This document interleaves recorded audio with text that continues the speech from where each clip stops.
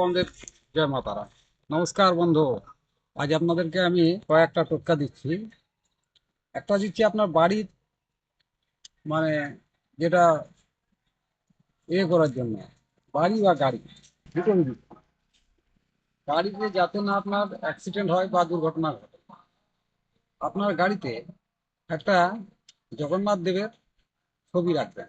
তাতে করে সুফল পাবেন, আপনার কোনো দুর্ঘটনা ঘটবে না। দ্বিতীয়টা যেটা বাড়ির মধ্যে, মানে চুরি ভয়টা থাকবে না।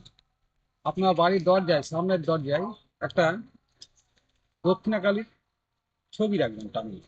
তাতে করে আপনি খুব খুব সুফল পাবেন।